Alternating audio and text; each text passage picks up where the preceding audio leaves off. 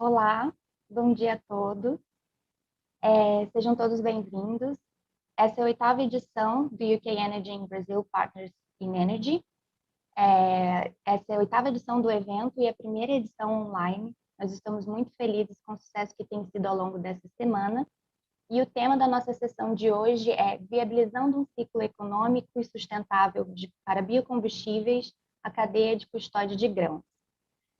Eu sou a Louise Hill, sou gerente do programa da Embaixada Britânica, mas antes de passar a palavra para o moderador da sessão, que será o Alessandro Sanches Pereira, do Instituto 17, eu queria passar para vocês algumas informações sobre o nosso evento de hoje. O evento conta com tradução simultânea. Para acessar essa função é necessário que você acesse o botão de Interpretation que fica na barra inferior da sua tela e escolha o idioma da sua preferência. Porém, essa função só funciona se você estiver usando o aplicativo do Zoom. Se você estiver acessando esse evento pelo seu navegador, não será possível acessar a tradução simultânea. Também na barra inferior da tela, vocês vão encontrar a função de Q&A. A gente incentiva que vocês enviem as suas perguntas através dessa função e todas as perguntas serão enviadas aos palestrantes ao final da sessão. E também serão respondidas na sessão de Q&A ao final. A gente pede também que ao enviar sua pergunta, você coloque ao final da pergunta o seu e-mail, porque a gente tem um tempo curto de Q&A e se não for possível responder a sua pergunta, a gente vai encaminhá-la com o seu contato para os palestrantes ao final. A gente incentiva que esse evento seja o mais interativo possível, então, por favor, também utilizem da função do chat para fazer comentários ou interagir com os outros participantes da sessão. Vocês vão notar que os microfones estão silenciados e as câmeras desligadas. Isso é intencional para que a gente possa manter o foco e manter o foco dos nossos palestrantes durante a discussão dessa sessão. As apresentações serão compartilhadas com todos ao final do evento nos próximos dias, no site do evento, o mesmo site que vocês usaram para fazer a inscrição. Esse webinar ele também será gravado e disponibilizado nos próximos dias no canal do YouTube do UK in Brazil. Acho que é isso por hoje e gostaria de desejar a todos uma ótima sessão e chamar o Alessandro, moderador da nossa sessão de hoje. Obrigada. Bom dia a todos. Bem-vindos a essa rodada de conversa entre amigos, né? Porque todo mundo aqui se conhece, provavelmente já se cruzaram em algum outro evento sobre o assunto, principalmente biocombustíveis. E eu quero só reforçar o que a Luísa falou, antes de a gente dar início, de que qualquer pergunta, se não for respondida aqui, por favor, indique para quem você quer fazer a pergunta no Q&A, e coloque também o seu e-mail para essa resposta. A ideia nossa é que a gente tente responder o máximo de perguntas aqui, mas se ela não for respondida durante a sessão, ela será enviada para os palestrantes e eles irão respondê-los. Uma outra informação que eu quero passar para vocês é que a dinâmica desse painel vai ser diferente dos outros dias, né?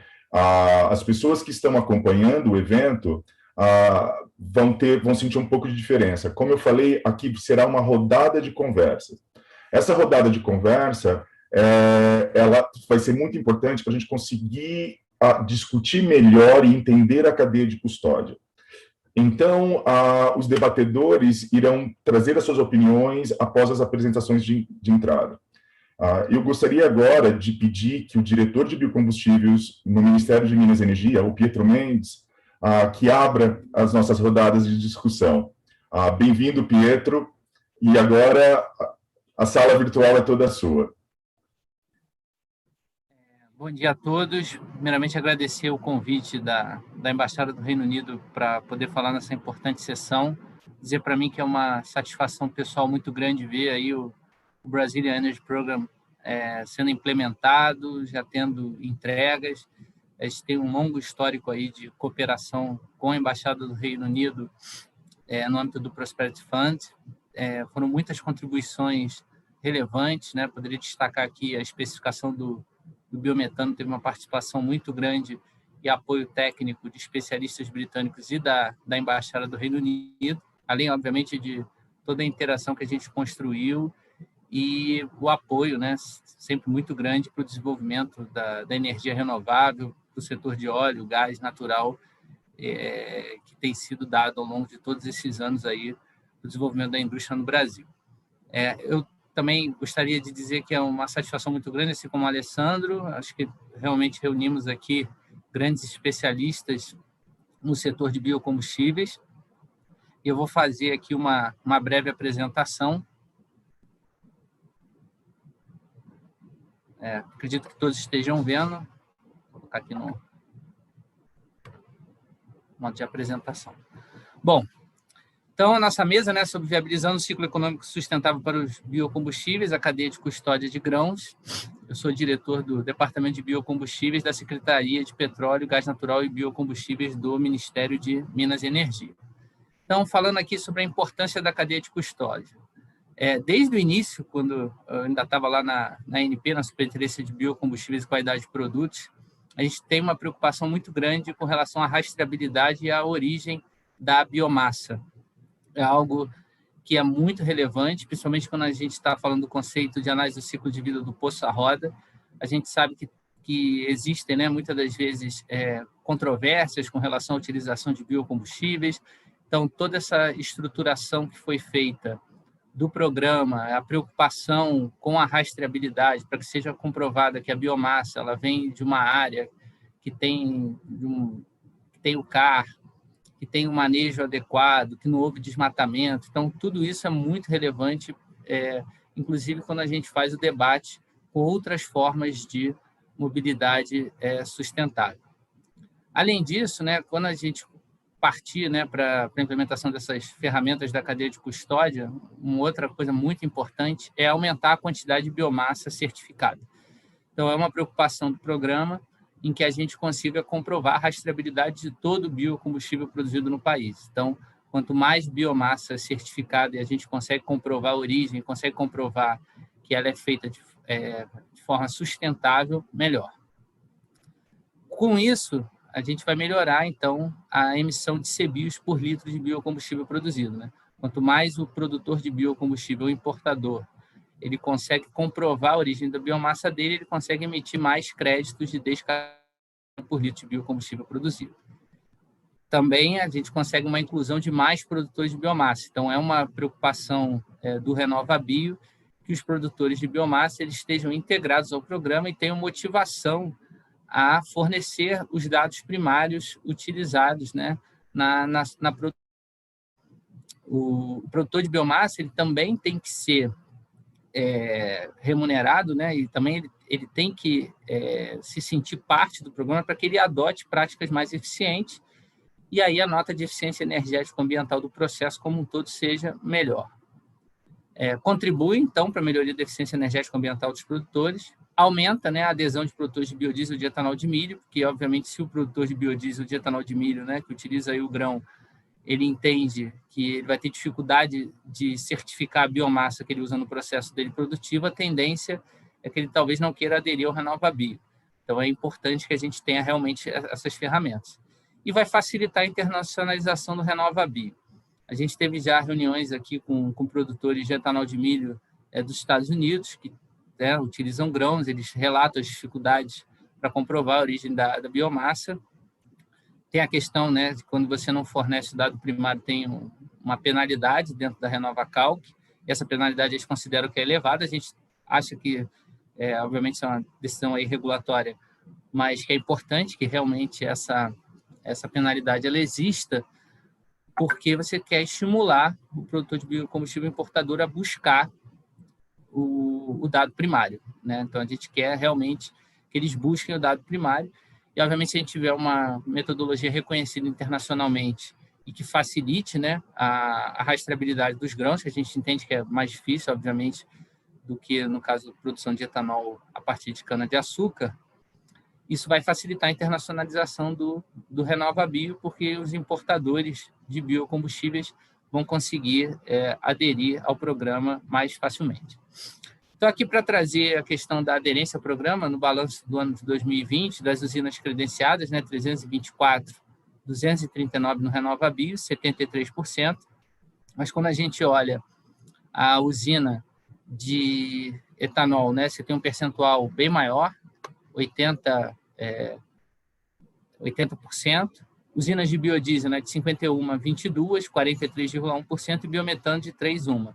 Então, a questão da usina de biodiesel, né, se a gente tem um percentual menor que 50%, pode ser explicada por conta dessa dificuldade da rastreabilidade da biomassa. Então, realmente é muito relevante essa entrega aí que o BEP tem trabalhado, tanto para a política pública quanto para a regulação da ANP. Quando a gente olha o volume elegível, né, pegando etanol de milho e biodiesel, a gente tem, então, usinas com um mínimo, né, de 12,57% de volume elegível de biomassa, a média 51,53%, mas você vê que mesmo com as dificuldades, tem usinas que conseguem 84,38% de volume elegível. Para o biodiesel, a gente tem um mínimo de 8,78% de volume elegível, a média de 45,82%, mas também tem casos com 100%.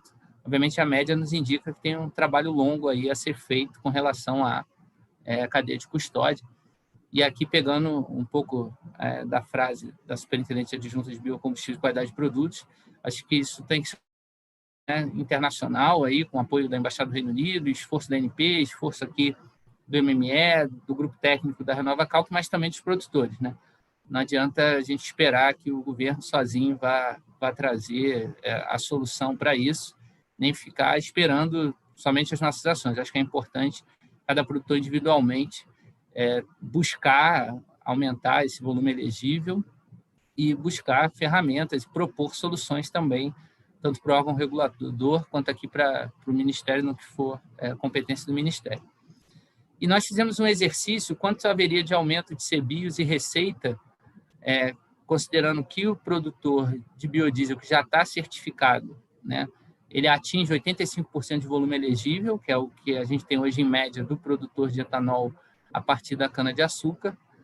Então, a gente teria uns CBIOS adicionais aí, em torno de 7 milhões de CBIOS adicionais, a um preço de R$40 CBIO. Estamos falando de uma receita adicional aí de quase 287 milhões de reais para os produtores, para o programa. E a gente acredita que se essa receita adicional, né, ela for repartida aí com o produtor de biomassa, a gente vai dar incentivo para que ele forneça os dados primários, e para a gente atingir isso, com certeza, vamos precisar de modelos aí da cadeia de custódia, que obviamente, o objetivo da minha apresentação não é esgotar modelos ou indicar, porque ainda estamos numa fase preliminar de estudos, e o Marcelo Moreira, que vai me suceder na apresentação da Agroícono, com certeza vai poder falar muito melhor sobre esses temas. Então, muito obrigado. Estão aí os meus contatos e finalizo aqui a minha apresentação, Alessandro.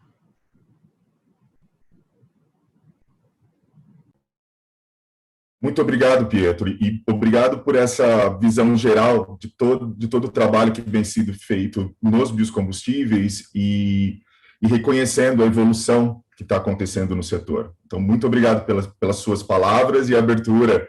E agora eu gostaria de passar para o Marcelo fazer a apresentação da cadeia de custódia e a gente, logo em seguida, partir para uma rodada de discussão. Eu gostaria de indicar que o Marcelo, ele é o líder técnico no estudo sobre cadeia de custódia do BEP e pesquisador sênior na Agroícono, onde ele também é sócio. Marcelo, a apresentação é sua e estamos ansiosos para ver a sua apresentação e começar as discussões sobre ela. Muito obrigado pela sua presença. Obrigado, Alessandro, pela introdução.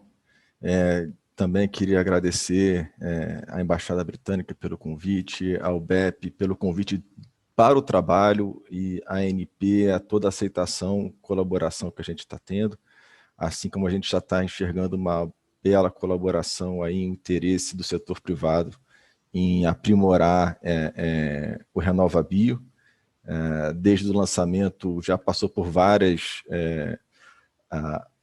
aprimoramentos, né? A gente vê que o programa está melhorando, aparecem desafios e o programa tem superado, está super feliz lá na Agroícono com isso, e está muito feliz de poder contribuir também, né? Então, vou começar logo a apresentação para a gente ir para a parte mais legal, que eu acho que é a parte final, quando a gente vai ter um pouco de discussão. colocar aqui, pronto. Bom, a gente começou esse projeto no final do ano passado, olhando a convite do BEP, né, para ver, olha, realmente a cadeia de custódia é algo que não está muito estruturado no RenovaBio, né? E como é que a gente faz para trazer um pouco de ciência, de evidências técnicas para continuar essa abordagem que o RenovaBio tem prezado até hoje, né? Então, a gente montou um projeto que está baseado em 5 passos. O primeiro é muito no referencial teórico, né? Então, por sorte, a gente deu uma baita sorte no final do ano passado. Finalmente, a ISO lançou a metodologia de cadeia de custódia 22095. Então, foi em outubro, novembro do ano passado, estava bem fresquinho. E, por outro lado, a gente também falou, olha, mas existem várias empresas, várias iniciativas que já tratam desse assunto. A gente tem muito que aprender. Aqui tem uma lista preliminar delas, né?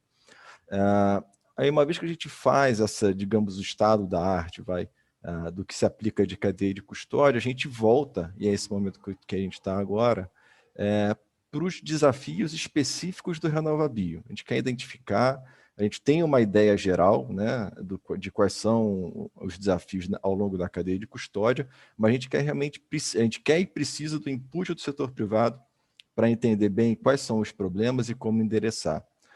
Então, primeiro, estamos numa fase de diagnóstico agora, e assim que tiver um diagnóstico um pouco mais montado, vamos fazer algumas discussões, né, para chegar no final de uma proposta de cadeia de custódia.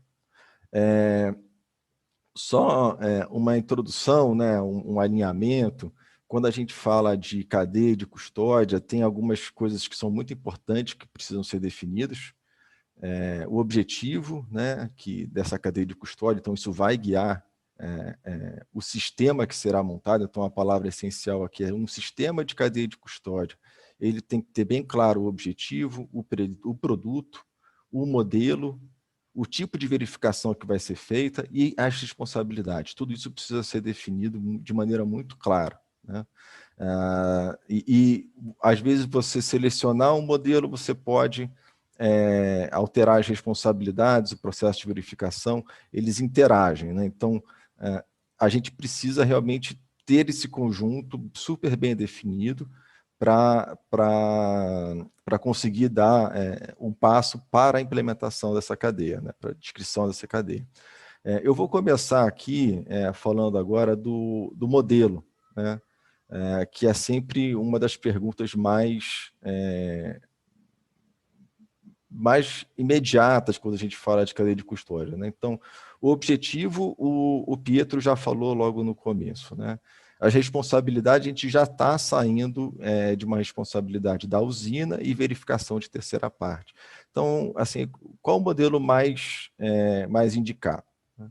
Existem aí 1, 2, 3, 4, 5 tipos de modelos identificados pela ISO, né? A parte em cima, na esquerda, são os modelos com maior presença física, já vou explicar o que é, e na parte direita, aí embaixo, é de menor presença física. Então, a gente tem aqui, se você for olhar no quadrante superior esquerdo, né, o modelo de identidade preservada.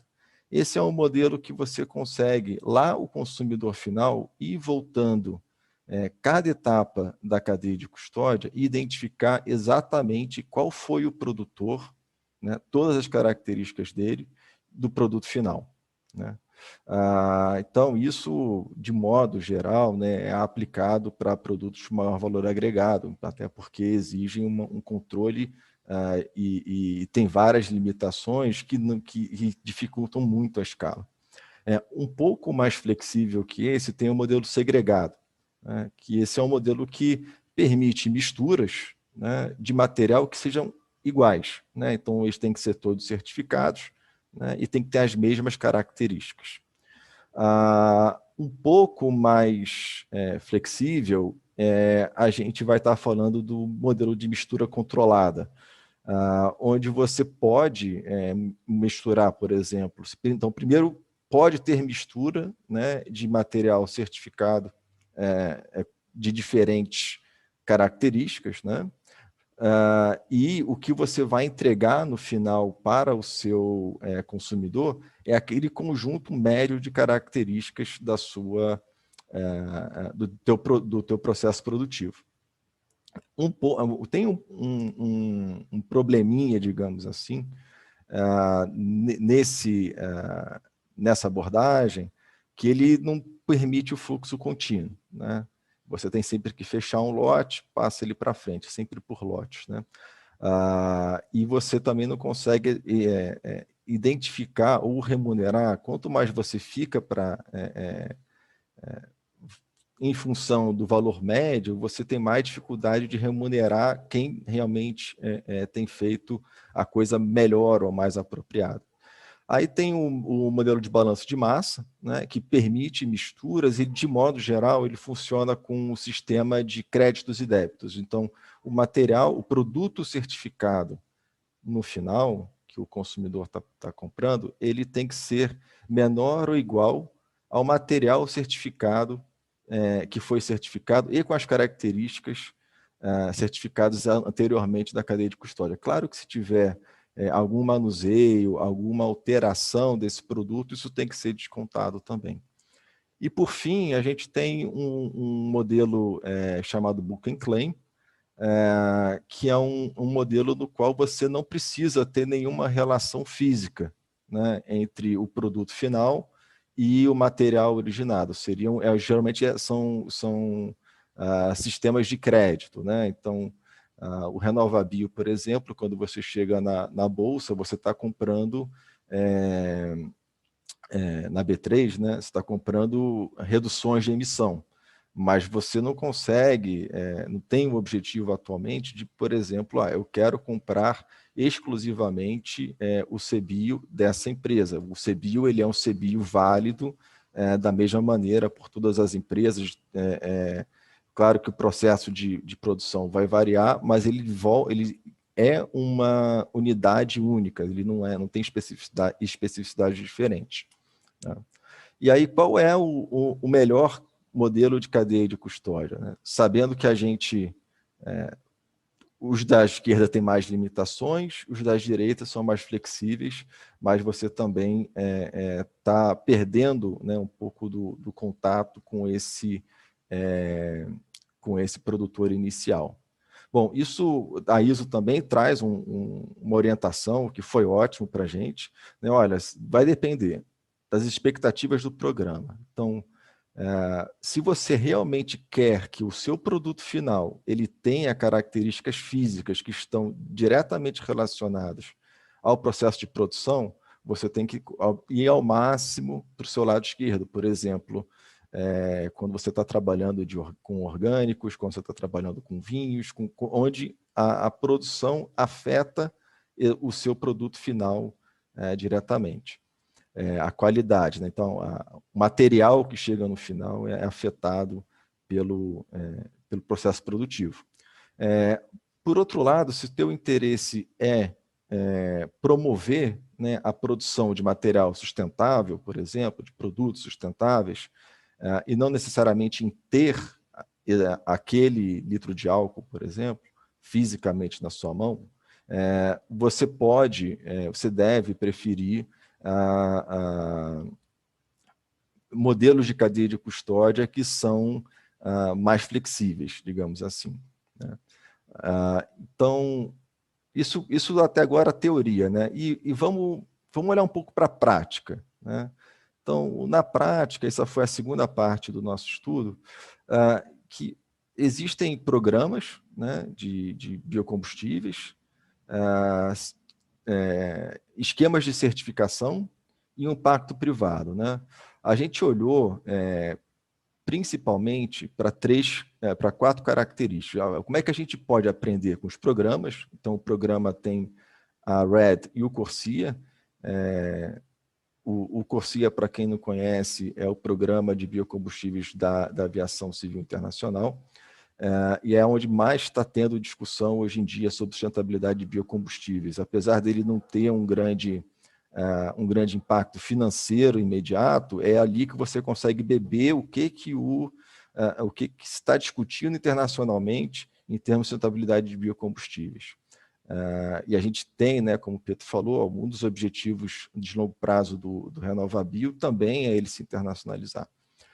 Então, a gente selecionou esses 2 programas, depois programas que são específicos para biocombustíveis ou para grãos, e a moratória da soja. Não tinha como a gente fazer um programa no Brasil, se inspirar no Brasil sobre o combate ao desmatamento, sem considerar em grãos, sem considerar a experiência da moratória da soja. Então, as 1, 2, 3, 4 primeiras linhas são isso. Olha, por que a gente selecionou esses programas, esses esquemas de certificação e o pacto privado da moratória, né?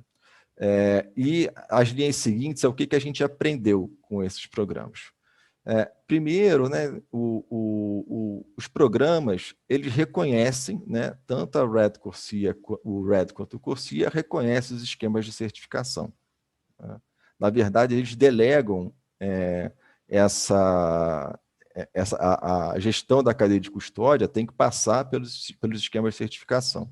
Já os esquemas de certificação não se reconhecem entre eles, né? Nem a moratória também não reconhece nenhum esquema de certificação. Existe reconhecimento entre programas? Não, até hoje não tem. Você ter o RED, você não vai ter o Corsia, ou vice-versa, você ter o RED, você não chega a ter o RTRS, você ter o Corsia, você não tem o RSB automaticamente, né? Não existe esse reconhecimento, que é algo que seria muito interessante no longo prazo. E que tipo de documentação cada um desses programas, esquemas e pactos tem? Então, os programas, né, aí são os 2 da esquerda, eles vão ter orientações. De modo geral, você tem que usar esse modelo. De modo geral, você tem que usar esse modelo, né?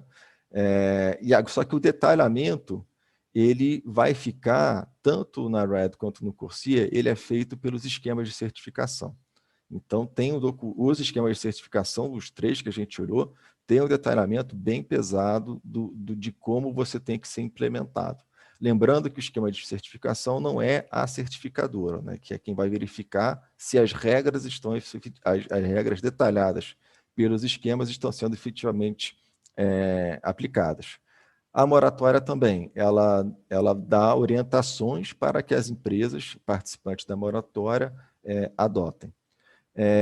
Aí, uma pergunta que sempre volta, né? Existe certificação intermediária? No caso do biodiesel, né? Você poderia certificar o grão ou o óleo quando você compra ele de terceiros? Os 2 programas não dizem nada, tá? Não especificam, né? Mas o RTRS, RSB e SCC, todos eles concordam, olha, é melhor a gente ter essa etapa intermediária. No caso da moratória, você não é um esquema de certificação, então não se aplica também.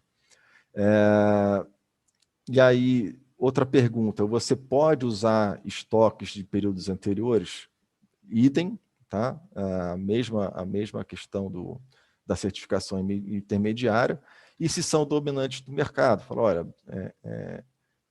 isso funcionou na prática, teve uma aceitação grande na prática? Aqui a gente está pensando sempre dentro do programa que estão com foco, né? Então, a RED teve realmente uma adesão grande, o Corsia está bem no começo, então não tem. No Brasil, os esquemas de certificação que a gente está olhando ainda não tem uma entrada muito grande, né? Eles estão começando também. E já a moratória da soja tem muita adesão, né? Aí lembrando que isso é para bioma Amazônia, e por isso a gente não pode deixar, existem todo um conjunto de regras que já foram adotadas pelas empresas, que a gente quer muito aprender com elas. Aqui um outro slide de conclusão preliminar, né? Então, a pergunta aqui é, olha, qual o modelo de certificação que que é adotado. Os dois programas, RED e CORSIA, eles vão adotar um balanço de massa, não adotam o Book and Claim para produtos, né, para a gestão dos grãos, por exemplo, assim como todos os esquemas de certificação vão adotar o balanço de massa. Tá? Então, e uma coisa importante que eu não falei lá atrás, quando você adota o balanço de massa, normalmente você aceita que a sua cadeia, em etapas anteriores, também tenham gestão de cadeia que sejam mais rigorosos que o balanço de massa. Então, quase que automaticamente você, ao autorizar o balanço de massa, você considera os outros que são mais rigorosos. Algo que a gente quer analisar com mais profundidade daqui para frente no nosso projeto. Outra coisa muito importante, então, todos eles têm certificação de terceira parte, dá muito mais credibilidade. E se existe um sistema de balanço de saldos para controlar a cadeia de custódia, só um esquema de certificação tem. A gente acha muito interessante, mas por enquanto a gente só viu um esquema que tem. E, né, o blockchain, que todo mundo fala, olha, putz, isso é algo do futuro, isso é algo que vai reduzir preço, vai aumentar a confiabilidade. Realmente parece que tem toda essas possibilidades são verdadeiras, mas na prática a gente não consegue se inspirar muito em casos de blockchain aplicados em larga escala para biocombustíveis ou grãos. Tá? O que existe até hoje são pilotos, são iniciativas, mas em nenhum desses aqui a gente conseguiu realmente ver uma dominância desse tipo de sistema.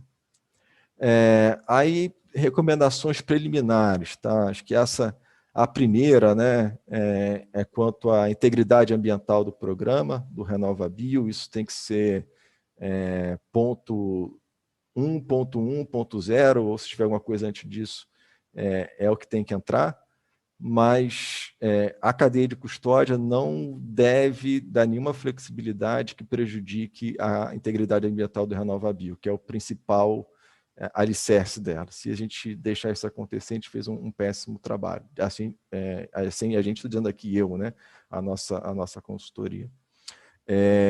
E, por outro lado, a gente acha que não, acho que dá para manter, principalmente no quesito desmatamento, né?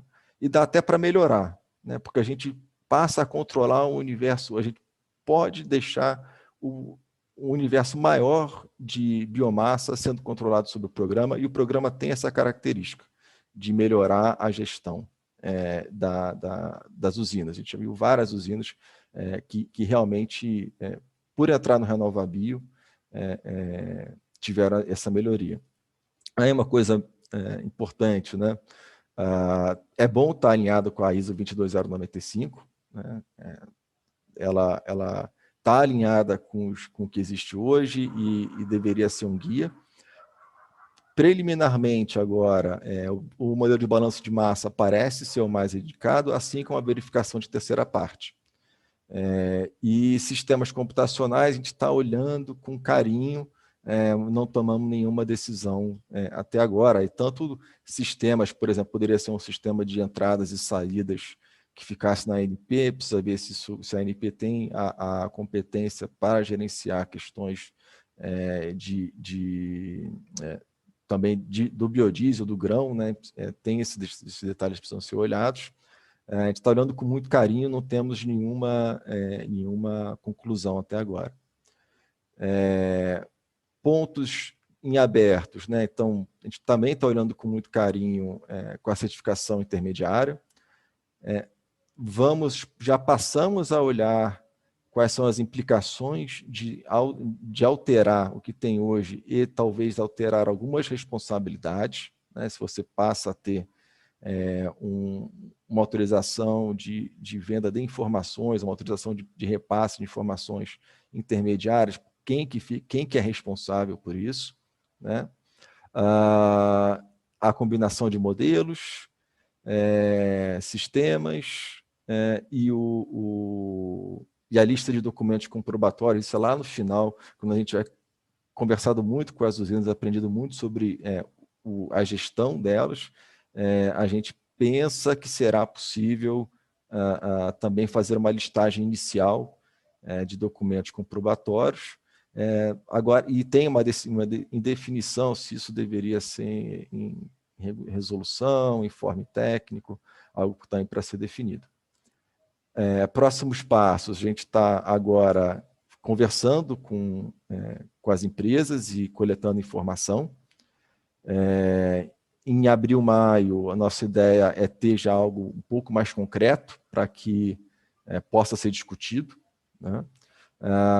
Em maio, aí esperamos concluir essa etapa, né, com uma recomendação técnica, uma nota técnica que vai ser submetida para a ANP. A ANP pretende, né, acho que a Dani pode confirmar isso, que no segundo semestre ela dê seguimento para efetiva implementação, tá? Enfim, tudo que a gente tiver entregue até lá. Era basicamente isso, tá? O que tinha para trazer hoje. E agradeço mais uma vez aí a oportunidade de já estar adiantando um pouco o trabalho que a gente está fazendo aí para o BEP, para a ANP, para o MME. Agradecer.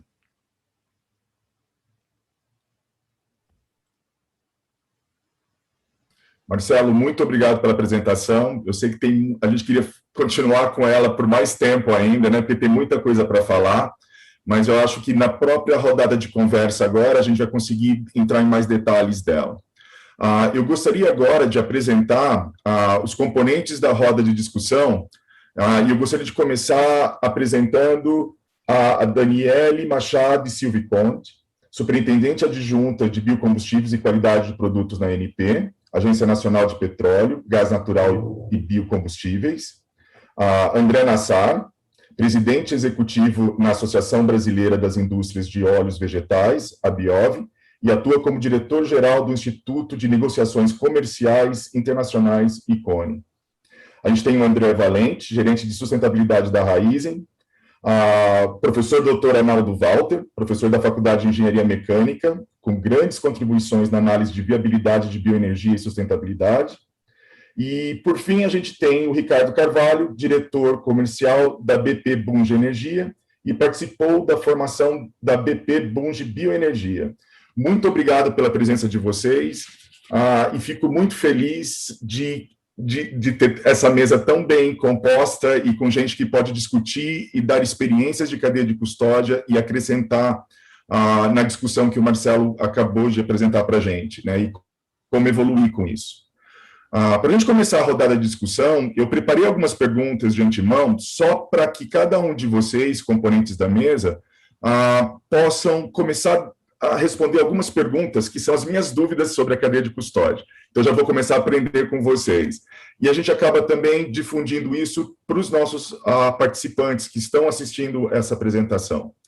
Para começar, então, eu vou começar com a Dani, só para dar trabalho para ela, e ela já está acostumada que eu faço isso faz tempo. Então, Dani, eu gostaria de saber de você como a ANP enxerga a introdução da cadeia de custódia para o fortalecimento do RenovaBio e quais as expectativas regulatórias para a sua implementação. Bom dia, Alessandro. Bom dia a todos.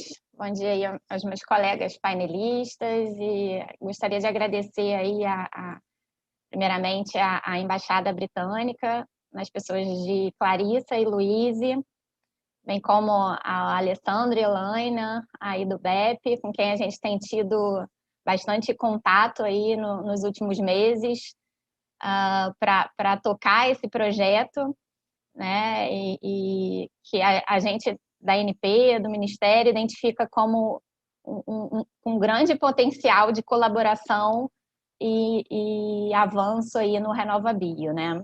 Então, indo direto aí às questões que o Alessandro levantou, né, eu queria pontuar inicialmente que a certificação do RenovaBio, ela visa a individualizar as emissões decorrentes de cada planta, de cada unidade industrial, né? E aí, a partir dessa individualização, compensar o quanto que essa planta contribui com a redução de emissão em termos da produção daquele biocombustível.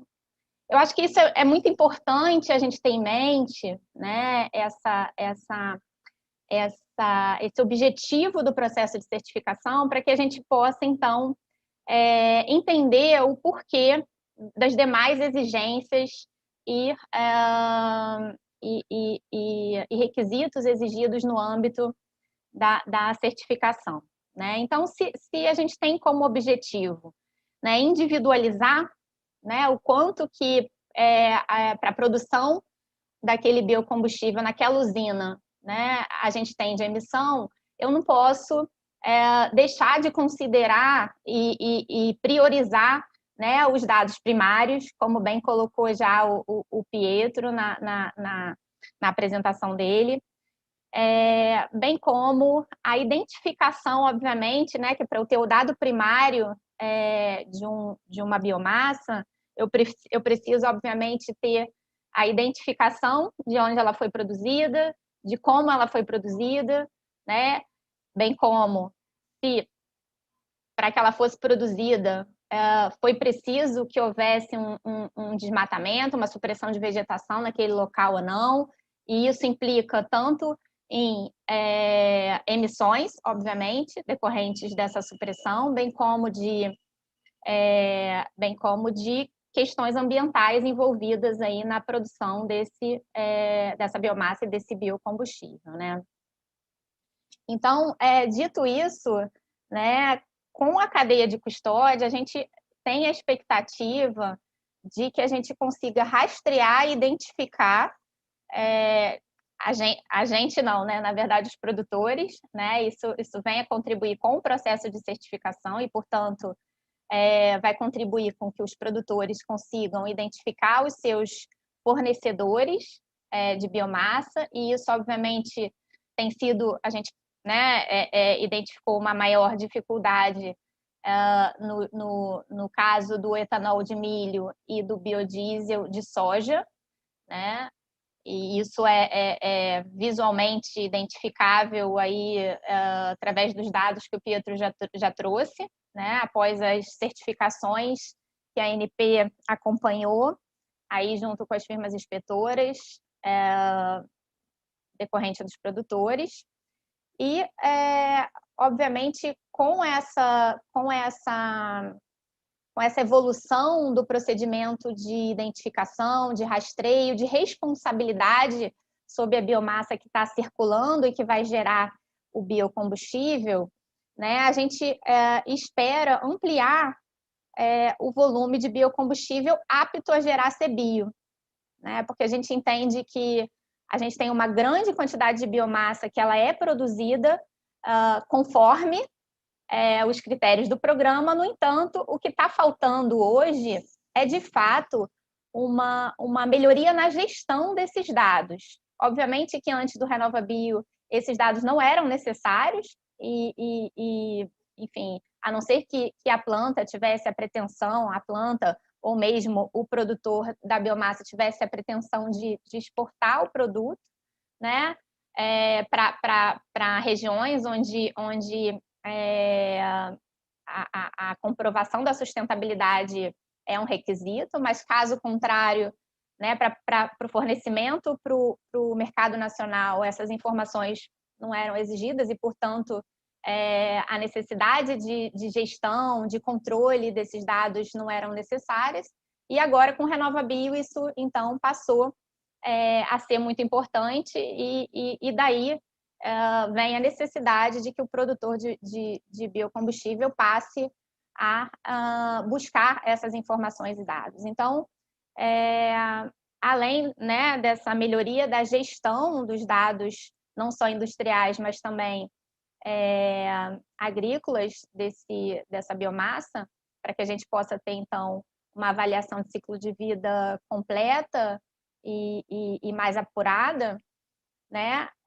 E com isso, aumentando aí a geração de CBios, por conta que o volume de biocombustível apto ele vai aumentar, a gente espera também um aumento das notas de eficiência energética ambiental pela utilização dos dados primários, né? Eu identificando quem é meu fornecedor, eu consigo, então, negociar com ele o fornecimento dos insumos, né, das informações necessárias para que eu possa preencher a RenovaCalc relativamente aos dados agrícolas e, com isso, ampliar minha nota de eficiência energética ambiental.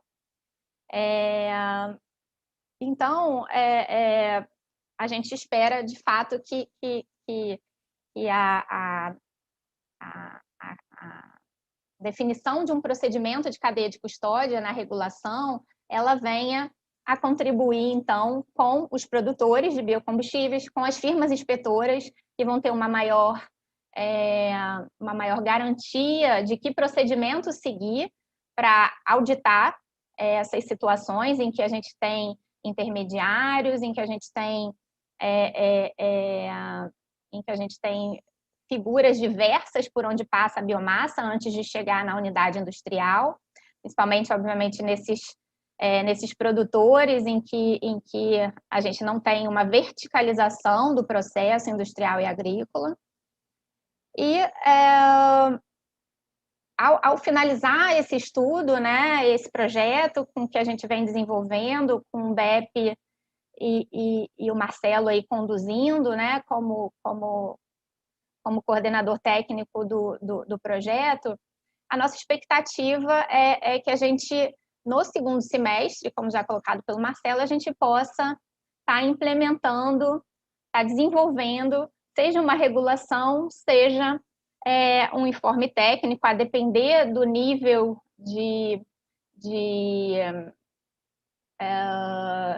do nível de obrigatoriedade de segmento e do nível de complexidade com que isso venha a se retratar, a gente vai verificar qual o melhor caminho a seguir, né? No entanto, realmente, as nossas expectativas aí são as melhores e de forma que, até o fim do ano, a gente tenha alguma definição, alguma proposta de solução já mais madura para ser oferecida, né? Eu queria só também alertar que esse processo está sendo construído, né, conduzido aí pela ANP, pelo Marcelo, junto com o BEP, mas, obviamente, a gente conta sempre com a participação dos produtores, né, na montagem desse quebra-cabeça, que é a solução com que a gente espera oferecer ao final, né? Então, a gente vai ter rodadas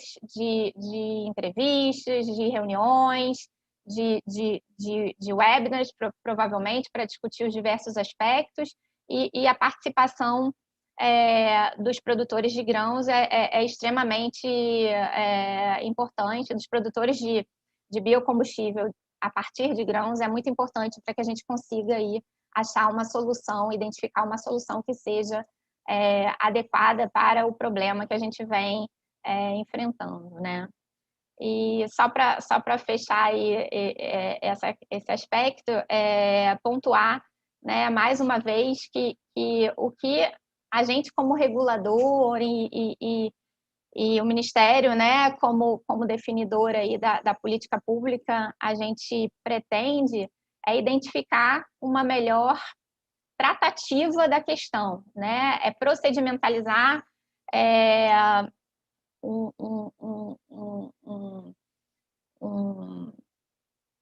uma solução, né, de forma que seja, obviamente, passível de ser seguida pelos produtores. No entanto, realmente, não vai caber ao órgão público aos órgãos públicos resolver todas as questões. Existe aí um dever de casa enorme que os produtores precisam fazer e já vem fazendo aí no decorrer desse processo de certificação, que é a melhor gestão dos seus dados, das suas informações, dos seus fornecedores, né? E esperamos que isso venha contribuir não só para o RenovaBio, mas também com outros potenciais programas, seja internacionais, seja nacionais mesmo, que venham a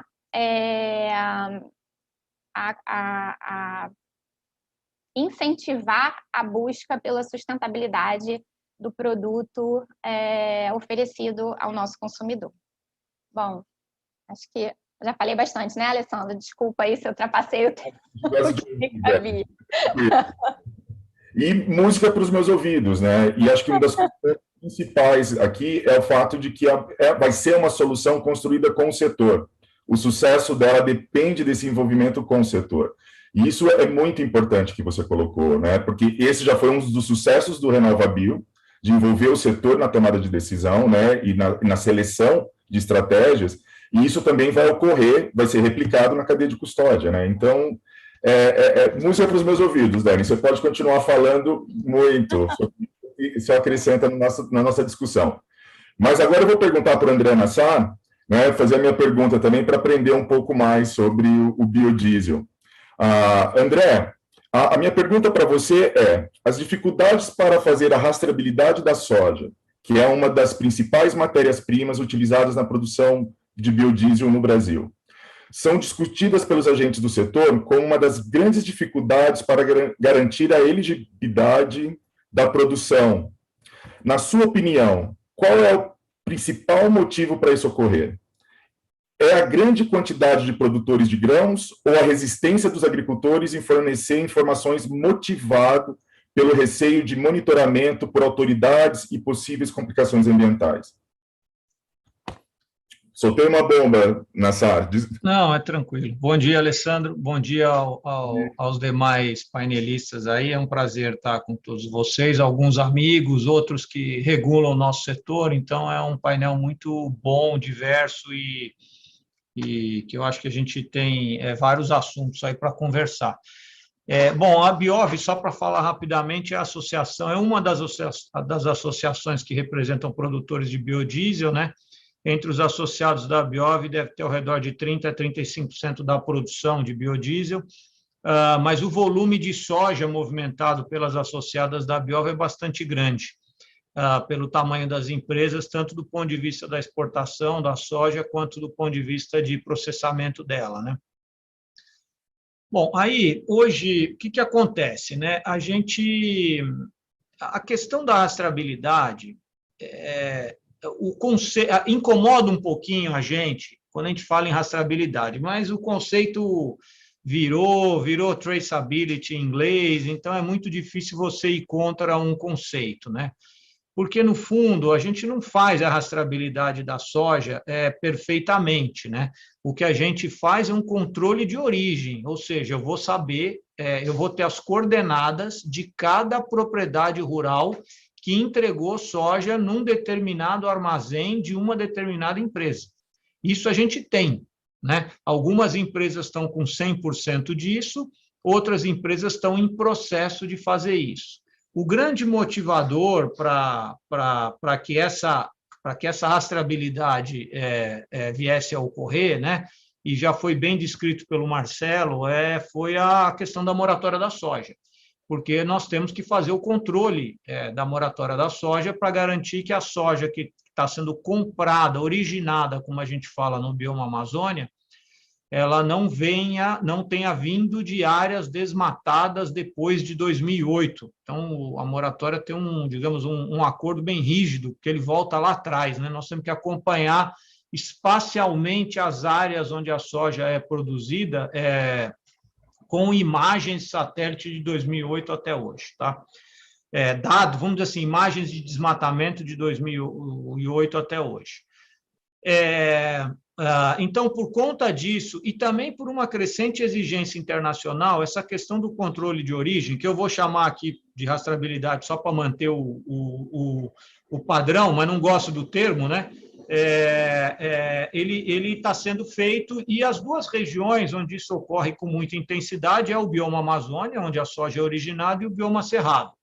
Basicamente, os demais biomas, você não tem esse controle feito dessa forma, porque são regiões consolidadas, não tem questões de desmatamento e não tem as outras questões também que podem, outras questões que estão nas políticas das empresas, por exemplo, não pode ter sobreposição com terra indígena, sobreposição com unidade de conservação, são várias questões legais, não pode ter embargo do IBAMA, então, assim, praticamente você não tem embargo do IBAMA nas regiões sul, sudeste, onde IBAMA não, IBAMA, órgãos estaduais, tudo, qualquer tipo de embargo ambiental, né?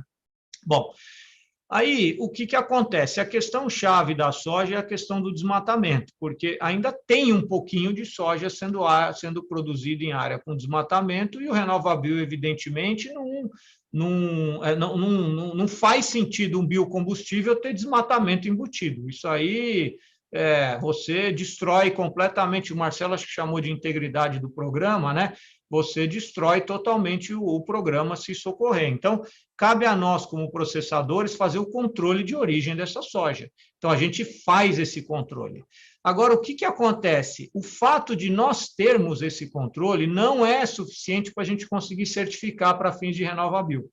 Tanto eu não tenho os números todos de cabeça, a Daniele é capaz de ter bem mais fácil do que eu, mas, assim, o volume hoje de CBIOs emitidos para biodiesel, ele é um volume baixo. Em geral, quando você pega uma usina, é uma participação pequena e quase sempre, do total produzido, e quase sempre ele está associado à produção de biodiesel vindo de resíduo e não vindo do grão principal. E aí vem a tua pergunta, né, Alessandra? E vem também, até agradeço a Daniele pelo que ela falou, porque realmente eu acho que a solução para isso tem que ser construída em conjunto. E o fato da ANP já ter dito para nós que quer construir em conjunto, para nós é extremamente positivo, né? Porque, no fundo, nós estamos falando de uma cadeia em que a gente tem, vamos dizer assim, 1/3 da soja que vai para processamento, e esse 1/3 da soja, 20% vira óleo, e desses 20%, 55% desses 20% viram biodiesel. Só que o controle na cadeia tem que ser 100% da soja lá atrás. Então, nós estamos falando, eu tenho que controlar 130 milhões de toneladas de soja, sendo que só uma parte dessa soja vai virar biodiesel efetivamente, mas nós temos que controlar ela toda. Ainda bem que esse controle de origem ele veio por conta da questão do controle do desmatamento, ele veio anteriormente ao RenovaBio, isso aí foi muito positivo, porque senão a gente ia tentar balançar o cachorro pelo rabo, né? Fazer o RenovaBio, criar tudo isso na cadeia, eu acho que ia ser um sofrimento enorme, e ainda bem que a cadeia já tinha criado. Então, o número de produtores é um desafio. Eu fiz até um levantamento aqui para falar nessa reunião, eu acho que eu nunca tinha falado em público isso, mas eu levantei aqui os dados dos cadastros ambientais com soja no Cerrado, são 87 mil CARs. Então, assim, no limite, nós estamos falando só no Cerrado de 87 mil imóveis rurais produzindo soja. Considerando que 50% da produção da soja está no Cerrado, eu não lembro o biodiesel, mas tem uma participação grande de usinas que estão em regiões do Cerrado e, assim, originam soja do Cerrado, né? Você vê, são 87 mil produtores, não é fácil a gente lidar com esses 87 mil produtores. Então, esse é o grande desafio, o primeiro, tá? O segundo desafio é como é que a gente isola essa questão do desmatamento. Só para dar um número, o Marcelo já incorporou a moratória na análise dele, né?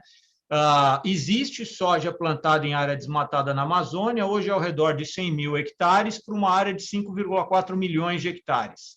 E essa soja não entra na cadeia das associadas da Biov e, consequentemente, no biodiesel produzido pelas associadas da Biov, não tem soja vindo de área desmatada na Amazônia, tá? Já no Cerrado, os números são um pouquinho diferentes. Hoje, se a gente pegar o número do Cerrado, vou dar 3 números que eu acho que são interessantes. Se a gente pegar, porque a gente analisou isso em 3 períodos, 2001 a 2007, 2007 a 2014 e 2014 a 2019. No primeiro período, se a gente pegar a expansão da soja nesse período, que foi de 7,5 milhões de hectares, né, houve um desmatamento associado à soja de 250 mil hectares ano, ou seja, 27% da expansão foi com desmatamento lá no passado. E hoje, quanto é? Hoje, isso, no Cerrado, porque na Amazônia é praticamente zero, conforme eu falei, são 7%. Então, de uma expansão de 18,5 milhões de hectares, né? De uma área total, perdão, de uma área total de 18,5 milhões de hectares, de 14 para 19, 7% foi com desmatamento. Então, a gente tem que isolar essa soja. Essa soja não pode virar biodiesel. Essa é a primeira coisa. Agora, vamos para o lado propositivo, para eu já ir terminando, né? Eu não acho que tenha resistência dos produtores, não é isso. Claro que não é preciso fazer uma parceria, é preciso convencer, engajar os produtores para que nós possamos ter os dados de utilização de insumos no processo produtivo deles, para a gente poder realmente fazer um balanço de emissões que seja um balanço fora dos defaults, né? Então, existe essa questão. Mas eu acho que a questão principal nossa não é essa. A questão mais importante é como é que a gente lida mesmo com a questão do desmatamento. Como é que eu consigo fazer? E aí eu acho que é um sistema de balanço de massa, né?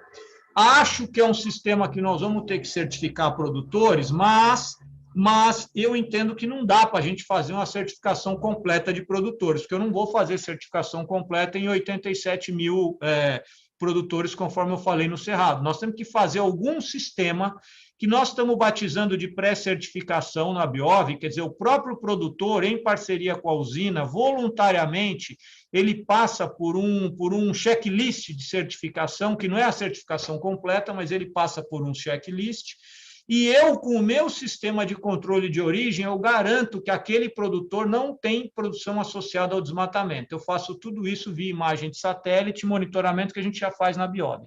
A gente simplesmente comprova que, a partir da data de 19, acho, né, que é a data do RenovaBio, aquela propriedade rural não teve desmatamento. Isso a gente faria no nível setorial.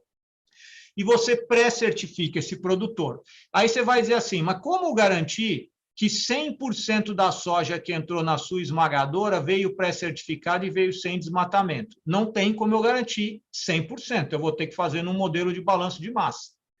Então, aí, consequentemente, eu vou saber qual é a porcentagem dessa soja pré-certificada, consequentemente, sem desmatamento, evidentemente, né? Qual é a porcentagem dessa soja pré-certificada e quanto que ela resultou em biodiesel lá no final. Então, a solução que a gente está enxergando é por aí. Por que é importante o envolvimento dos produtores? Porque certamente os produtores vão querer, com razão, que um valor do CBIO emitido seja transferido na forma de preço para eles. Evidentemente, o interesse das usinas é fazer isso. Só que, assim, não pode ficar todo o trabalho de certificação para as usinas. Tem que ter uma visão do produtor de que ele também precisa procurar a certificação visando ter a remuneração do CBIO lá na ponta. Então, é realmente uma parceria, né? E como as nossas empresas têm esses sistemas de controle de origem, a gente entende que dá para fazer isso em regiões. A gente consegue trabalhar em regiões, a gente olha onde está, cada usina consegue olhar onde está o grosso da sua originação de soja para atender aquela usina, e você atua dentro daquela região. E você faz o balanço de massa dentro daquela região. Essa é um pouco a ideia, né?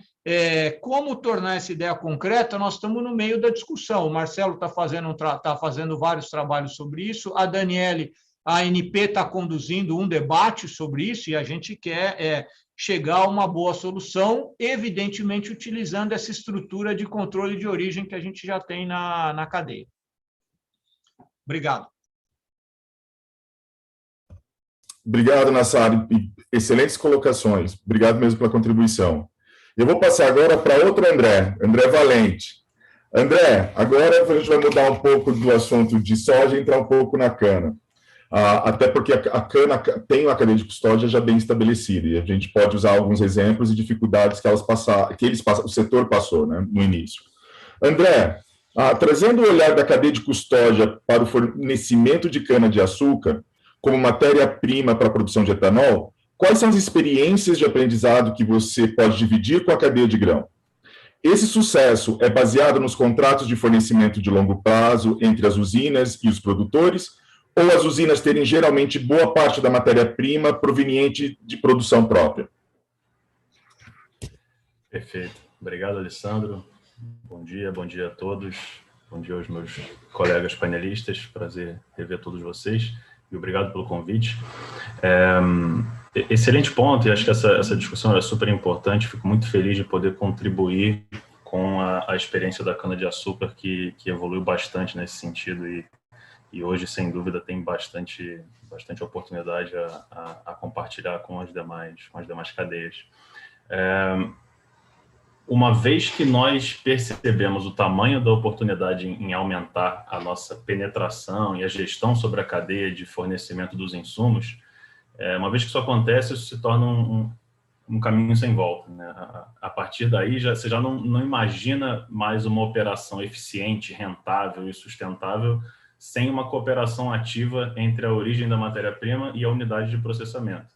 Acho que cabe até um disclaimer importante, que não sei se todo mundo sabe, mas a cana-de-açúcar ela tem uma particularidade de perder rapidamente a sua concentração de açúcares, e isso cria um importante desafio logístico, porque quando a cana é cortada, ela começa um processo de fermentação natural e ela vai perdendo os seus açúcares e precisa ser processada o mais rápido possível. 24 horas depois do corte, ela já perdeu uma parcela significativa do conteúdo de açúcar. Isso para a operação é muito ruim. Então, não existe colheita e armazenagem de cana. Isso força um modelo de negócios pautado em rastreabilidade, pautado em saber de onde vem para você poder planejar a sua operação. E o aprendizado que isso trouxe para a gente, para o setor como um todo, mas para a Raízen de forma particular, a consequência foi um aprendizado muito relevante, porque se a gente pensa num veículo, num carro andando no trânsito, acelerando e freando o tempo todo, ele acaba sendo muito menos eficiente do que se ele tivesse uma velocidade constante. Em São Paulo, eu moro em São Paulo, quem mora em São Paulo sabe bem disso. Uma usina de açúcar e álcool e bioenergia funciona da mesma forma. A peça-chave para um processo eficiente é o ritmo, é a cadência da operação. E quem dita esse ritmo para uma usina é a entrada de matéria-prima, justamente por conta dessa particularidade que eu comentei. Agora, no caso da Raízen, imagina esse cenário em mais de 30 usinas, né? Agora com o nosso recente movimento em processo de aquisição das usinas da Biosev, o que poderia parecer, em teoria, um pesadelo operacional, na verdade se tornou um diferencial competitivo, porque hoje nós conhecemos as propriedades agrícolas, cada talhão produtivo, a variedade de cana daquela propriedade, o momento que foi feito o plantio, o plano de colheita daquela cana-de-açúcar, tudo registrado em sistema. Inclusive, é graças a esse mecanismo que o produtor que entrega cana de melhor qualidade é remunerado proporcionalmente. O laboratório de cada usina, de cada unidade produtora, mede e indica a qualidade da cana que veio daquela fazenda específica. Agora, tudo isso são os nossos aprendizados no que acontece dentro de casa, na nossa própria operação. Mas tem um novo mundo que se abre do nosso portão para fora. E aqui eu me refiro especificamente à atratividade que o nosso produto passa a ter diante de mercados mais rigorosos. Existe um valor agregado gigantesco em poder sentar com qualquer grande comprador de açúcar, energia ou etanol e convidar esse nosso cliente a conhecer a operação agrícola onde aquele produto nasceu. Imagina o valor agregado em poder comprovar por meio de informação georreferenciada, que hoje a gente consegue, de cada fazenda que ela não teve qualquer tipo de supressão vegetal para a sua operação agrícola. Então, a rastreabilidade é um cardápio de oportunidades. Foi graças a ela que o nosso setor evoluiu tanto, e eu acredito que é ela que vai levar a gente para uma jornada de evolução contínua. Se a gente pega, por exemplo, o etanol da cana-de-açúcar, essa solução de baixo carbono, pronta, disponível e acessível, que já promove hoje a descarbonização em muitas economias no mundo inteiro em larguíssima escala, é um produto que hoje já causa avanço não só em combate às mudanças climáticas, mas em benefícios para a saúde pública por conta da qualidade do ar. Mesmo esse produto, com todos esses atributos de sustentabilidade, ele ainda tem emissões associadas ao seu ciclo de vida. E 90% dessas emissões, da pegada de carbono do etanol, acontecem na etapa de produção agrícola, com o uso dos fertilizantes, com a aplicação, com o uso de diesel no processo de colheita. Então, é essa mesma produção agrícola que hoje é profissional, planejada e sistematizada. Isso significa que nós temos um campo fértil para inovações e otimizações que têm como tendência a reduzir ainda mais as emissões de um processo que já está num nível altíssimo de evolução. Então, o mais interessante é que, se isso gera valor na ponta final, no mercado que precifica essa sustentabilidade da cana-de-açúcar, como é o caso do RenovaBio, isso só se sustenta se uma parte desse valor chegar em cada elo da cadeia. E hoje nós temos a capacidade de compartilhar valor com a nossa cadeia justamente por conta dessa rastreabilidade. E essa questão de compartilhar valor até me remete à segunda parte da sua pergunta sobre produção própria ou via terceiros, via contratos de longo prazo. Acho que aqui cada negócio vai ter um modelo que faça mais sentido para a dinâmica do seu produto, da sua região, da sua estrutura de capital.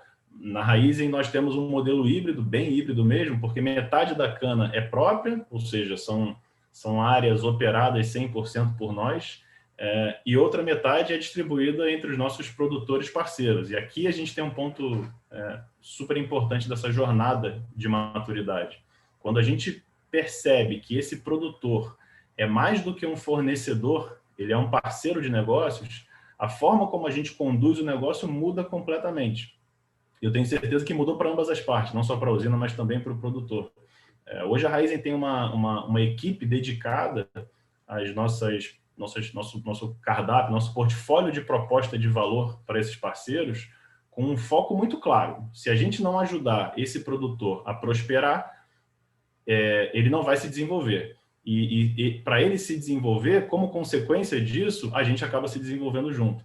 Então, o negócio se torna muito mais eficiente, eu fidelizo um parceiro comercial quando eu crio um portfólio de soluções de valor agregado, e essa abertura entre essas duas partes permite que a gente possa conectar o usuário final na ponta da cadeia com o produtor rural da origem daquela matéria-prima. É nesse processo, é nessa cadeia completa que está o grande valor agregado, e se a gente olhar sempre para o mercado que a gente está acessando, talvez a gente consiga destravar alguns processos que hoje não sejam viáveis. Isso mostra mais uma faceta do etanol e dos demais produtos da cana. O desenvolvimento social atrelado a essa cadeia é evidente. Imagina, só na Raízen são mais de 2.000 produtores parceiros em cerca de 400 mil hectares. Isso no escopo pré-Biosev ainda. Imagina a capilaridade geográfica do impacto positivo que a gente consegue causar com um programa como o Programa Elo, que é um programa criado pela Raízen, único, com o objetivo exclusivo de promover desenvolvimento sustentável ao longo da nossa cadeia. A capilaridade de 2.000 produtores, com milhares de famílias, com comunidades se beneficiando de práticas responsáveis nas esferas social e ambiental, é imensurável. Enfim, para concluir, a mensagem que eu queria deixar não é nem de que a gente está bem onde a gente chegou. Minha visão é que, pouca gente conhece essa realidade, a gente precisa expor mais de tudo que o setor já construiu, e por isso agradeço de novo o convite. Pouca gente conhece essa particularidade de rastreabilidade da cana e o quão profissional é a gestão da origem dessa matéria-prima. E dois, esse ambiente de cooperação com a cadeia só mostra como a gente ainda tem muitas conquistas pela frente. O RenovaBio é uma das plataformas, uma das esferas em que a gente está explorando, ampliando a nossa interface com os nossos produtores parceiros para fazer sim com que esse valor chegue até a ponta. Não existe RenovaBio se a receita ficar com a usina, não existe RenovaBio se a receita for 100% para o produtor, é um ecossistema que precisa de valor compartilhado agregado. E diante disso tudo, não se surpreendam se aparecer um etanol emissão zero no futuro, porque o estímulo chegando a todos os elos da cadeia, você destrava inovação, você destrava evoluções de processos que hoje não são viáveis. Eu imagino que para todas as cadeias, inclusive de grãos, isso passe a ser verdade a partir de agora.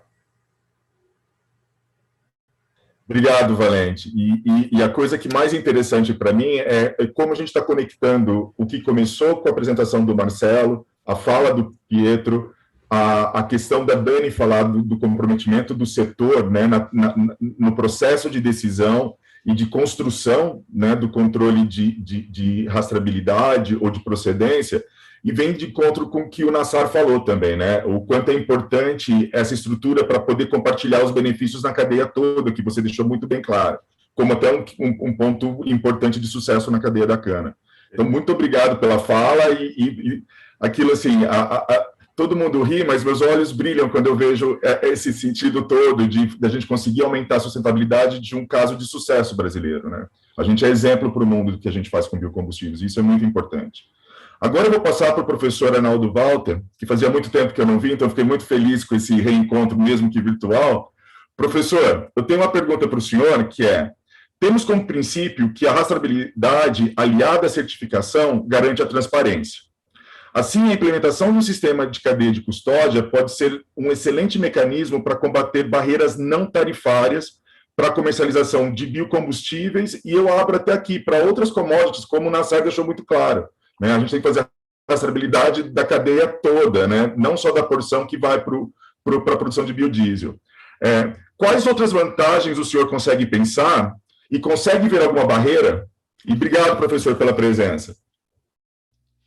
Não, obrigado a você, Alessandro, pela introdução. Prazer reencontrá-lo. Bom dia a todos. Agradeço à Embaixada pelo convite e parabenizo também pela iniciativa, né, da organização do evento e a escolha do tema. Obrigado aos organizadores, inclusive, não só pela oportunidade de estar aqui presente e me manifestar, mas também pela oportunidade de aprender. Eu não sou um especialista em certificação, muito menos em cadeia de custódia, embora tenha tido, nos últimos anos, algum envolvimento com processos de certificação, não com a certificação em si, mas com a criação, né, do processo, a organização do processo. Eu participei da formatação de uma norma ISO, a ISO 13065, que trata da sustentabilidade de biocombustíveis. Durou bastante tempo, criamos ou propomos, né, essa norma, mais de 5 anos, que foi aprovada em 2015, e tenho participado de um pequeno grupo de trabalho no âmbito do COCIA, da ICAO, que faz pelo menos que indica, não faz aprovação, não dá aprovação, mas pelo menos indica ou não a aprovação de esquemas de certificação no âmbito da produção dos SAFs, né, do Sustainable Aviation Fuels. Mas, repito, não sou um especialista. Então, eu organizei a minha intervenção respondendo à sua pergunta, tomando algumas palavras-chave, né? Você menciona a questão da transparência. Eu entendo que rastreabilidade é um aspecto importante para a transparência. Acho que a rastreabilidade tem um aspecto na identificação de quem produz e onde produz, né? No caso específico do RenovaBio, tem a questão do cumprimento de requisitos ambientais, né? Cumprimento do Código Florestal, se houve ou não supressão de vegetação inativa, e se ocorreu, quando ocorreu, e tem a questão da avaliação do carbon footprint, né? Entendo da minha experiência, ou do que eu conheço sobre certificação, principalmente no caso da certificação de grãos, né, dos produtos de grãos, soja e milho, porque é possível, né, e existe a produção com maior número de produtores, e é possível transportar a distâncias maiores, o que não acontece com a cana, né? Não é necessário na prática se ter a identificação de absolutamente todos os fornecedores. Existem práticas, existem experiências internacionais sobre a questão da rastreabilidade que vai resultar na certificação, e não é necessário se ter a identificação de absolutamente todos, né, os fornecedores, e não há na prática questionamento com relação aos resultados que são alcançados, né, e se os resultados são absolutamente ou não transparentes com relação aos objetivos. No caso específico do RenovaBio, entendo dois objetivos: a redução das emissões de gás de efeito estufa, e quanto maior a redução, melhor em relação ao combustível fóssil que é substituído, e a questão do cumprimento dos requisitos ambientais, principalmente associados ao eventual desmatamento, que infelizmente ocorre no Brasil, né? E é um problema não só de brasileiros, mas é um problema internacional. Entendo que a questão da barreira, as barreiras não tarifárias, não sei se você pensou exatamente nesse aspecto, né? Mas o RenovaBio e o Brasil poderia ser eventualmente acusado, né, por um produtor de biocombustíveis e estar estabelecendo barreiras não tarifárias à penetração desse biocombustível, por exemplo, a produção de etanol de milho nos Estados Unidos, né? Haveria alguma restrição, né? Entendo que do ponto de vista legal, eu tive algumas orientadas advogadas e elas me convenceram, e elas estudaram a questão da certificação, né? de energia, de bioenergia de uma forma geral. Fui convencido por elas de que do ponto de vista legal, o fato de se ter um objetivo, vamos dizer assim, simplificadamente nobre, né? Redução das emissões de gases de efeito estufa, isso já dá uma grande salvaguarda, uma enorme salvaguarda para se evitar questionamentos, inclusive no âmbito da OMC. Mas o Brasil, né? Precisa estar, o Brasil como país, as suas instituições precisam estar bem preparadas para escolher e saber por que escolher um esquema de cadeia de custódia, né? Ter boas justificativas e saber demonstrar que essa escolha é necessária para que os objetivos do RenovaBio sejam cumpridos, né? Entendo que, como vantagem a se ter um esquema de cadeia de custódia que no limite levaria ao conhecimento de todos, absolutamente todos os fornecedores, além de se ter uma maior transparência, uma maior precisão na avaliação das emissões evitadas, o fato de se induzir e se ter um monitoramento do uso da terra e da mudança do uso da terra, que para mim, né, é um aspecto essencial e pode ser e deve ser uma contribuição enorme de um programa como o RenovaBio. Agora, com relação ao último aspecto que você colocou, as barreiras, eu não diria que são exatamente barreiras, mas são algumas preocupações que tenho, né? Acho que, assim, na prática, o que precisamos ter? Precisamos ter precisamos encontrar uma solução que leve ao atendimento dos objetivos da melhor forma possível, né? Então, isso significa que temos que ter custos não elevados, né? E temos que ter um esquema, né, que leve a não banimento ou a não imposição de dificuldades por pequenos produtores. E essas são duas preocupações: custos da certificação e se o esquema de certificação, da maneira como ele é concebido, né, pode resultar em restrições à participação de pequenos produtores. Então, um pouco que instigando o debate pós as intervenções de nós, que estamos participando aqui na mesa redonda, eu gostaria de saber de quem tem mais experiência, né, na produção e no monitoramento da produção de soja e milho, né, se os custos podem ser elevados. E mesmo no caso da cana, suponho que as preocupações com relação à cana são menores, né, porque o número de produtores é menor, estão mais próximos da unidade produtora de biocombustível, mas essa acho que é uma questão extremamente importante.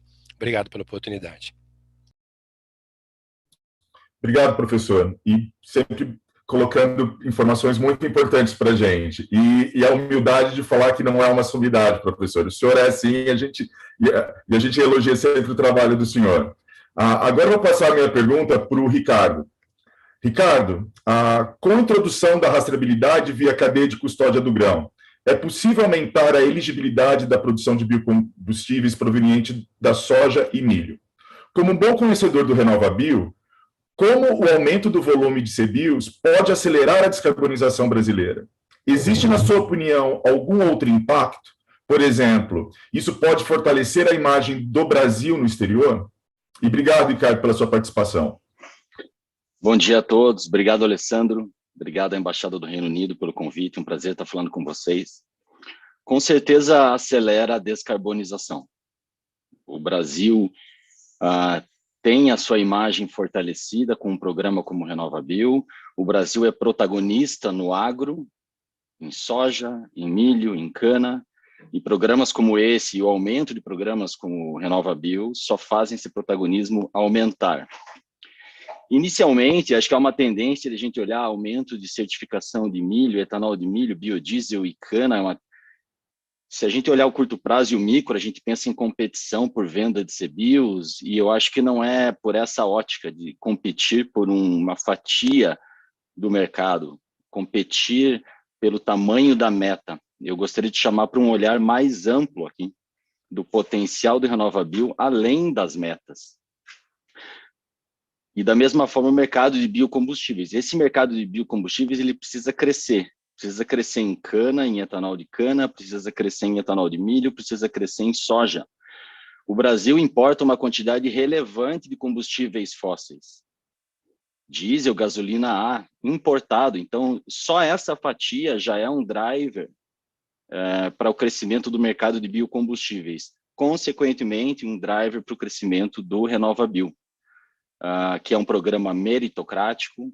Ele incentiva uma maior busca por mais eficiência, para mais geração de CBIOs, busca por mais produtividade, tá? E só olhando para a meta já é um desafio, né? A meta cresce 20% ao ano.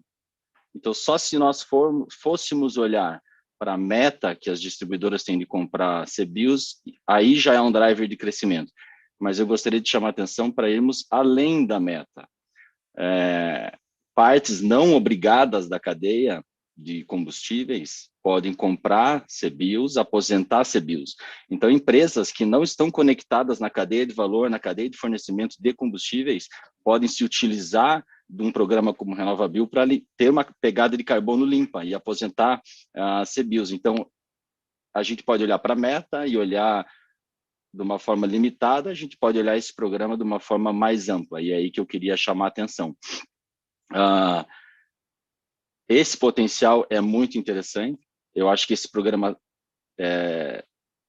nós ficamos muito satisfeitos com o início do RenovaBio em 2020, num ano super desafiador, com pandemia, com tudo, o programa decolou.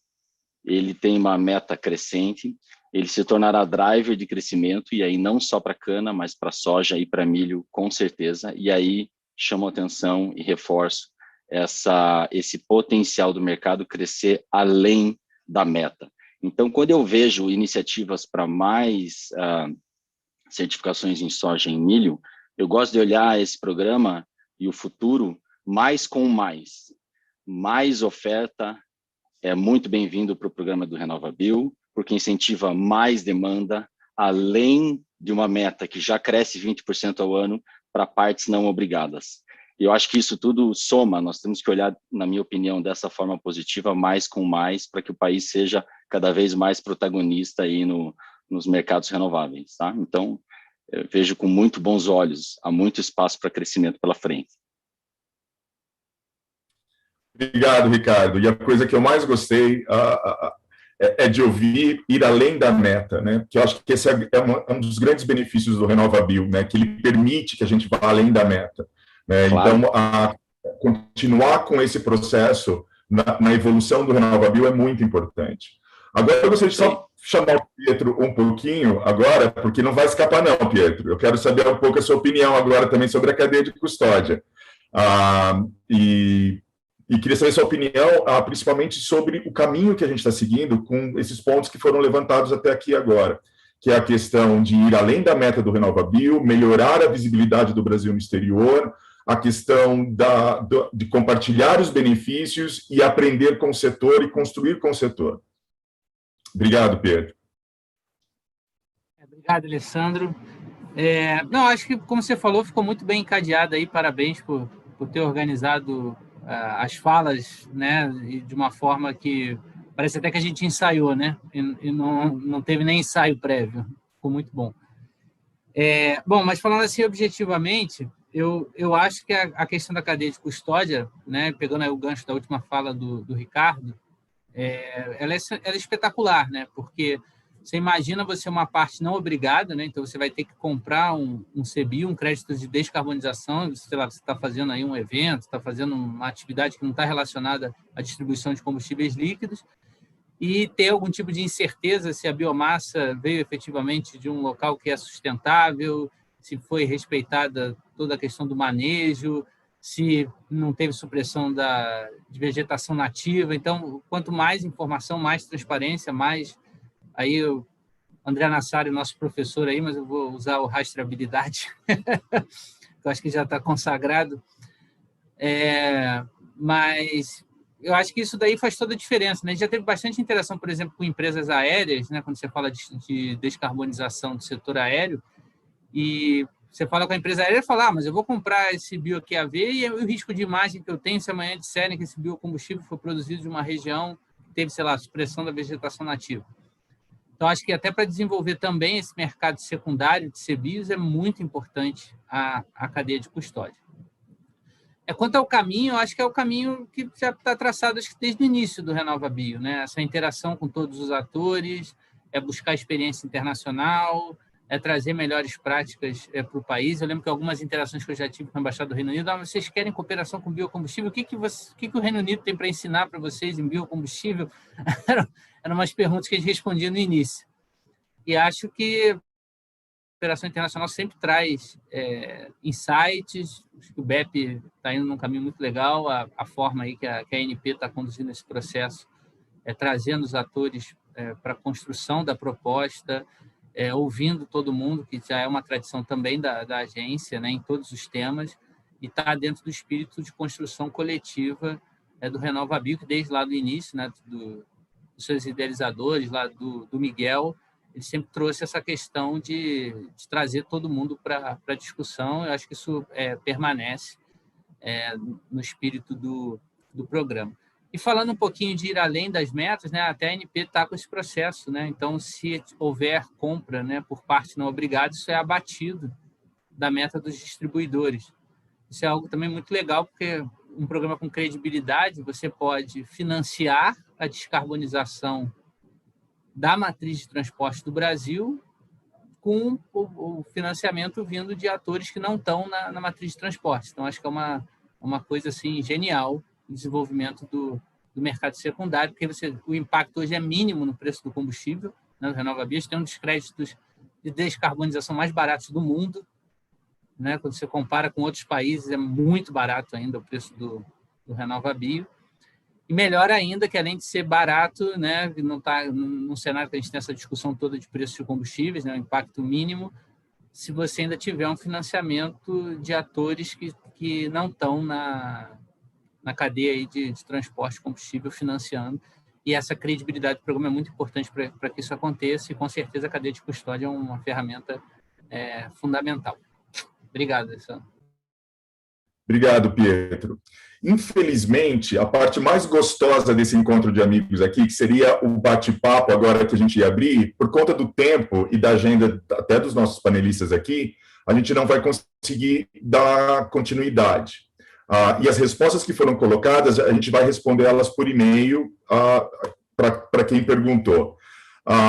Mas eu faço uma promessa aqui também, né? Porque essa conversa não vai parar aqui agora, e é muito importante a gente ter essa rodada de discussão. Então, ou dentro do BEP, ou com a ajuda do MME e da ANP, a gente faz um novo evento para abrir mais discussões desse assunto, porque isso não pode parar aqui agora, e como ficou muito claro para todo mundo, a gente precisa do envolvimento do setor. Então, discussões como essas, conversas como essas, são muito importantes, e é bom também para nós ouvirmos do outro lado, né, a audiência, mas só pelo tempo limitado de hoje, a gente não vai conseguir dar continuidade. Então, agora eu vou chamar o nosso anfitrião para poder encerrar essa discussão, e eu quero agradecer todos os panelistas que estão aqui hoje conosco, que cederam o tempo, e eu espero ter vocês na nova discussão, nessa promessa que eu fiz agora, para eu não morder a língua depois sozinho. Eu gostaria de chamar o cônsul-geral do Rio de Janeiro, o senhor Simon Wood, para fazer o encerramento desse evento, e quero agradecer muito o sucesso que foi ouvir tudo que vocês colocaram aqui hoje. Muito obrigado de novo, e Simon, a sala virtual é toda sua. Bom dia, obrigado, Alexandre. Bom dia a todas e todos. Eu me sinto um pouco responsável para interromper esse diálogo rico, desculpe, mas como o Alessandro disse, vamos continuar a conversa de forma virtual, de forma próxima, em breve. Foi um prazer enorme estar aqui hoje ouvindo um diálogo tão rico sobre um tema tão importante. Eu vou tentar resumir não só o evento de hoje, mas os eventos que aconteceram durante essa semana, os eventos sobre a nossa conferência anual de UK and Brazil Partners in Energy. Este ano realizamos a 8ª edição, o evento, é claro, a primeira edição de forma online. Ao longo dos últimos 5 dias, tivemos a oportunidade de discutir temas de grande relevância para o setor da energia. Foram sessão sobre eólica offshore, geração distribuída, descarbonização do setor de petróleo e gás, navegação marítima de baixo carbono e, claro, hoje, biocombustíveis. Gostaria de agradecer a todos que participaram de cada uma das sessões e contribuíram para a troca de experiências e informações, em especial aos palestrantes. Agradeço também aos ministros de Energia do Brasil e do Reino Unido, o ministro Bento de Albuquerque e a ministra Anne-Marie Trevelyan, e uma outra pessoa, o Sr. Nigel Topping, que é o alto representante do Reino Unido para a ação climática na COP26, pela participação da plenária de abertura e da conferência e pelo apoio ao evento. Faço eco às palavras do ministro Bento sobre as grandes oportunidades que este ano reserva para a parceria do Reino Unido e do Brasil no cenário global.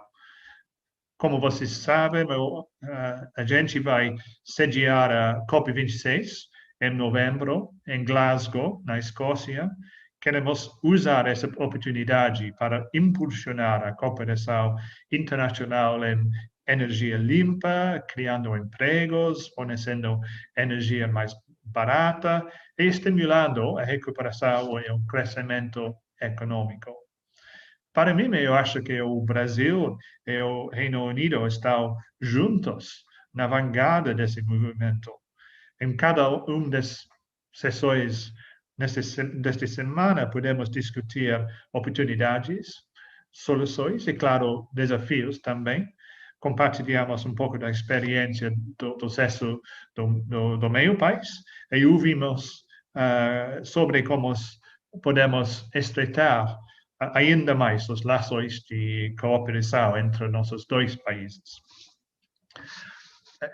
Hoje, a sessão de hoje foi para mim um excelente exemplo de como a parceria entre nossos países está mostrando grandes oportunidades. O setor como vocês sabem melhor do que eu, o setor de biocombustíveis já é um destaque de nossa parceria comercial. O desenvolvimento de um sistema de cadeia de custódia para biocombustíveis de grãos, através da parceria entre a nossa programa de energia do Reino Unido para o Brasil e o governo brasileiro, irá expandir o acesso dos biocombustíveis brasileiros aos mercados internacionais, ampliando, claro, ainda mais as oportunidades de investimento. Além disso, por meio do nosso programa para finanças verdes, contribuímos para o desenvolvimento de um produto do BNDES para beneficiar as empresas de biocombustíveis comprometidas a reduzir sua emissão de carbono. Este programa permite a redução da taxa de juros dos financiamentos para empresas que, ao longo do período do pagamento dos empréstimos, alcançaram as metas de redução de emissão estipuladas pelo RenovaBio. Todos esses são excelentes exemplos de como a construção de uma economia verde é boa para os negócios e como os nossos países juntos podem aproveitar as oportunidades que surgem como promoção de crescimento limpo. Isto ainda mais evidente depois das discussões que promovemos essa semana. Estou muito impressionado com o alto nível das conversas promovidas durante a conferência, em todos os setores abordados. Estou ansioso para dar seguimento às oportunidades que nos surgiram em cada debate. A nossa equipe, a equipe do governo britânico no Brasil, permanece à disposição para qualquer forma de ajuda que a gente pode dar. Aproveito para agradecer toda a minha equipe, especialmente o Renato Cordeiro, a Ana Barbosa e também a Clarissa Vargas e Louise Hill pela realização de mais uma excelente conferência.